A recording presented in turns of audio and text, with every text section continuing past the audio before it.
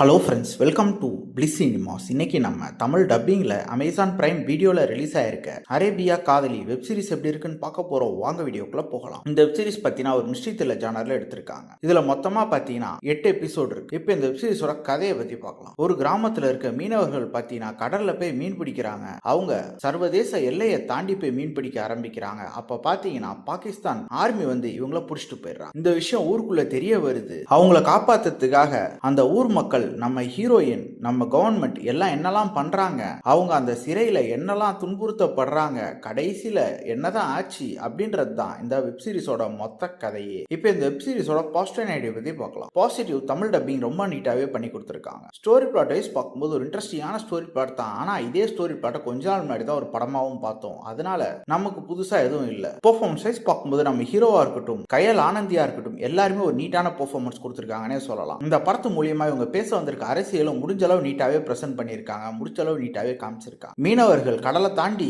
அதாவது எல்லையை தாண்டி மீன் பிடிக்கும் போது அவங்களுக்கு என்ன பிரச்சனைலாம் வருது அப்படின்ற மாதிரி ரொம்ப நீட்டாவே காமிச்சிருக்காங்க. அவங்க எப்படிலாம் மற்ற நாட்டில் துன்புறுத்தப்படுறாங்க அப்படின்ற மாதிரி ரொம்ப நீட்டாவே காமிச்சிருக்காங்க. டெக்னிக்கல் ஆஸ்பெக்ட்ஸ்லயும் வெப் சீரிஸ் சவுண்டாவே இருக்கு. சினிமோட்டோகிராஃபி, சவுண்ட் எஃபெக்ட்ஸ், பிஜிஎம் எல்லாமே நல்லாவே பண்ணி கொடுத்துருக்காங்க. அதே மாதிரி வெப் சீரிஸ்ல வர எமோஷனல் பாண்டிங் ரொம்ப நீட்டாவே நம்ம கனெக்ட் ஆயிருக்குன்னு சொல்லலாம். அதான் இந்த வெப் சீரிஸோட மிகப்பெரிய பாசிட்டிவ். ஸ்கிரீன் பிளேஸ் பார்த்தீங்கன்னா ஒரு இன்ட்ரெஸ்டிங்கான ஸ்கிரீன் பிளே தான் எழுதி எடுத்திருக்காங்க. ஆனா என்ன, இதுதான் நடக்க போகுது அப்படின்றதெல்லாம் நம்மளால ஈஸியாக ப்ரெடிக்ட் பண்ண முடியுது. அதுதான் இந்த வெப் சீரிஸோட நெகட்டிவ். மற்றபடி கண்டிப்பாக ஒரு one time watch web series தான். ட்ரை பண்ணி பாருங்க.